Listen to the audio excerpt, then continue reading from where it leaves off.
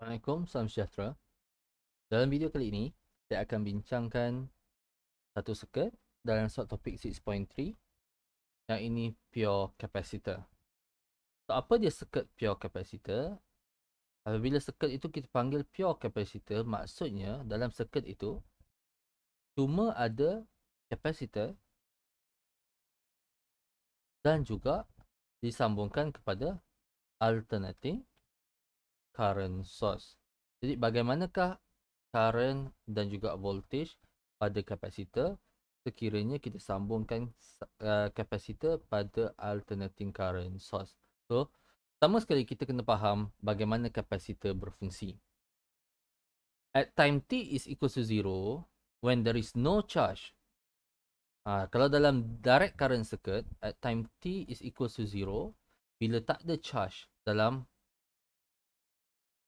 dalam kapasitor itu, kita tutup switch. Apa yang berlaku? Akan ada arus yang mengalir dalam circuit. Maksudnya charge bergerak daripada source kepada kapasitor. Jadi pada masa time t is equal to 0, current maksimum. Bila tak ada charge, so bila no charge at time t is equal to 0, current maksimum. Bila tak ada charge, maksudnya voltage across capacitor, bila capacitor itu tidak bercharge, voltage initial adalah kosong. Dan apabila the charge accumulate on the capacitor, gradually the current will reduce to zero. Okay, itu bagaimana capacitor berfungsi. Daripada tak ada charge, charge akan bergerak, maksudnya maximum current, voltage dia kosong asalnya. Lepas tu, bila dia dah fully charge, voltage akan jadi maximum. Jadi, macam mana kita nak gambarkan proses ini dari segi graf? Dan ini bukan saja graf biasa, bukannya graf direct current, tetapi graf alternating source. Okay, so mari kita lukiskan graf current versus time dengan voltage versus time. Okay, at time t is equals to 0, when there is no charge in the capacitor, current maximum. And then the accumulate charge, bila dah banyak charge yang mengalir pada capacitor dan dah penuh, current akan drop kepada kosong. Then current akan berubah arah. Bila berubah arah, maksudnya charge akan kurang mengalir pada charge akan keluar daripada kapasitor. So, apa yang berlaku? Akan ada current yang mengalir tetapi pada arah yang bertentangan, so negatif. And then dia patah balik jadi positif dan maksimum balik. Ini satu cycle lah. Okay, so itu bagaimana bentuk current. Bentuk graf current versus time. At time t is equal to 0, current memang maksimum. Voltage pula lain. Masa tak ada charge dalam kapasitor, sudah tentunya voltage pada kapasitor itu kosong. Dan makin lama dia makin meningkat. Bila sudah fully charge, voltage maksimum. Voltage maksimum bila current kosong. And then turun balik. Okay, kita tengok bila current maksimum, voltage jadi kosong.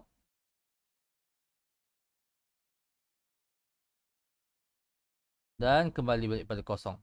Okay, so dekat sini ada dua point yang kita nak tengok daripada graf ni. Yang pertama sekali adalah apabila current maksimum, voltage kosong. Begitu juga pada titik yang kedua ini. Bila voltage maksimum, current jadi kosong. Sekali lagi, bila voltage 0,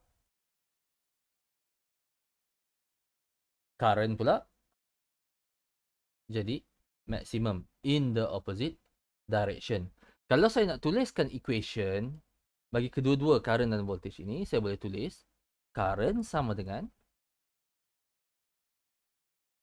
I0 cos omega t. Boleh juga saya tulis sebagai I naught sin omega t plus pi over 2.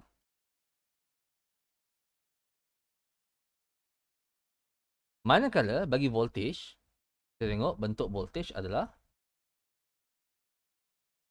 sin V naught sin omega t. Jadi macam mana kita nak represent ini dalam phasor diagram? Okay. Kita tengok bagi voltage at time t is equals to 0, voltage is equals to 0. Jadi saya lukiskan voltage di sini.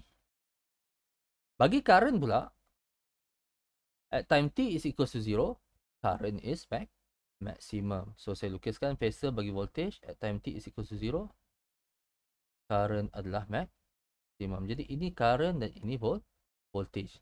Kita boleh nampak dari segi equation, kita boleh nampak bahawa phase angle di antara voltage dan juga current adalah pi over 2. Sebab bagi voltage omega t plus minus 0, bagi current pula sin omega t plus pi over 2. Jadi phase angle dia adalah pi over 2 ataupun 90 degree.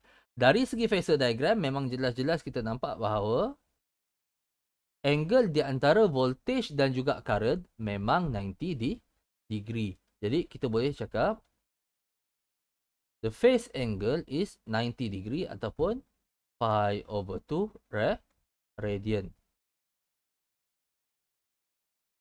Di sini kita cakap, kita describe bagaimana current dan voltage ini berubah. Kita kata current leads voltage by pi over 2 radian. Current berada di hadapan voltage by 90 degree. Pasal apa kan kita kata dia rotate pada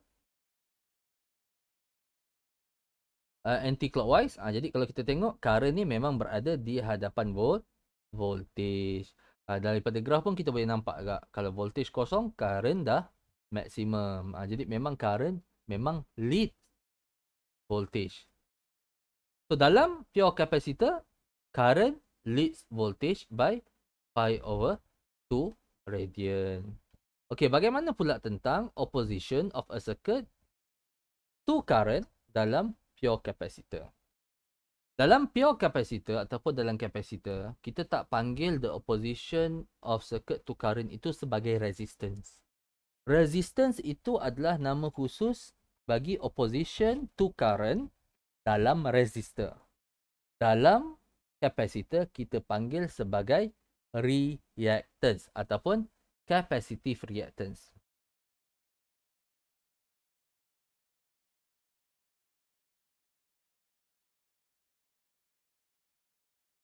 So impedance saya dah cakap adalah total opposition of a circuit to current kan. Dan disebabkan dalam circuit ini pure capacitor hanya ada capacitor saja, maka impedance-nya hanyalah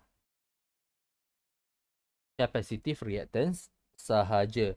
Simbol bagi capacitive reactance adalah XT huruf besar dan simbol bagi impedance adalah Z. Dan ini dibagi dengan equation sama dengan 1 over omega T, yang mana omega sama dengan 2 pi F. Jadi equation capacitive reactance ini saya boleh tulis sebagai 1 over 2 pi Ft. Pada pelajar semua, kita boleh nampak bahawa capacitive reactance ini bergantung kepada frekuensi.